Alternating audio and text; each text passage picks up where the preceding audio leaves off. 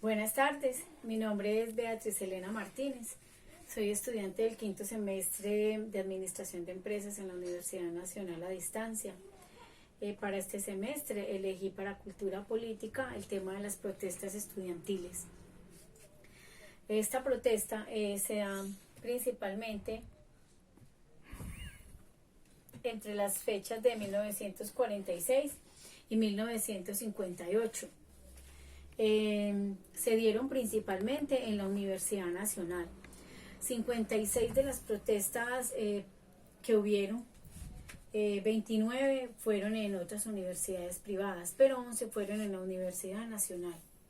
A estas protestas asistían estudiantes de diferentes universidades públicas y privadas, estudiantes de secundaria, profesores, sindicatos de trabajadores, profesores de ambos, de colegios y universidades, también personas del comercio público o privado y padres de familia.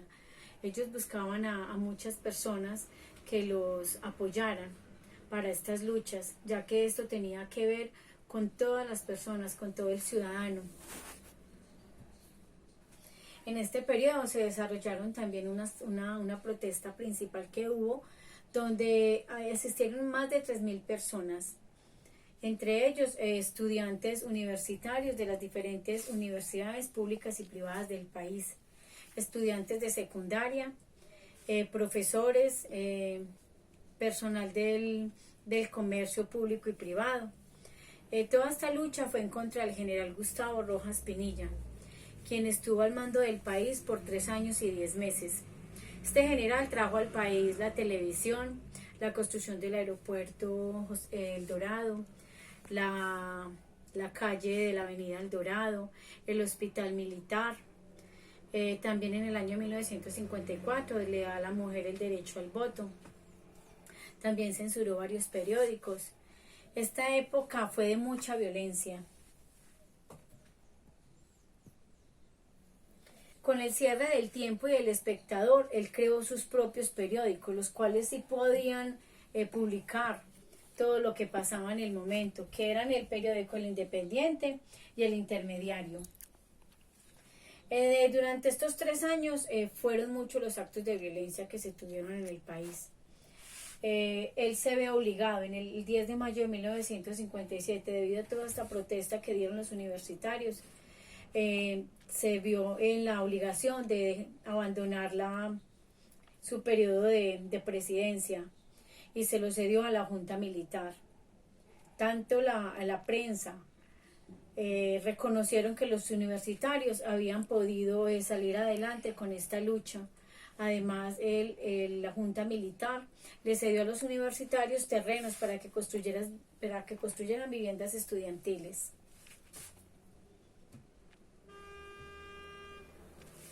También existieron otros hechos históricos, como fue el del 8 y 9 de junio, donde el sector estudiantil quedó muy marcado porque se dio la primera muerte, el primer asesinato, el del señor Uriel Gutiérrez. Este muchacho fue víctima de la fuerza pública porque fueron los que entraron a la Universidad Nacional y allí lo hirieron. Fueron los testigos los que dijeron que había sido la fuerza pública. Entonces al día siguiente ellos salieron a las calles a su protesta, pero además la fuerza pública salió también dando muchos disparos. Se presentaron varios muertos y quedaron muchos heridos. También está sobre la protesta de la reforma de la Ley 30, que fue en el año de 1992. Ellos también se opusieron porque la educación superior iba a ser con ánimo de lucro. Todas las universidades privadas, para ellos era más importante la cobertura y no la calidad. También las universidades perdían su autonomía, ellos querían manejarlas de un todo y por un todo. La educación era manejada como una mercancía. Entonces allí fue donde los estudiantes salieron también a protestar, porque ellos no estaban de acuerdo con ellos. También salieron muchas personas. Al final de estas luchas se dieron unas conversaciones muy importantes. A los estudiantes los dejaron opinar, los dejaron hablar, fueron aceptados en varias reuniones para poder llegar a unos acuerdos y lograron su objetivo, porque las universidades, las privadas quedaron privadas y las públicas aún siguen siendo públicas. Esto es un beneficio para todos los que estamos estudiando, para mucha gente que es de un nivel más bajo, porque si las hubieran todas privatizado y con un alto costo, pues fuera muy imposible la educación en Colombia.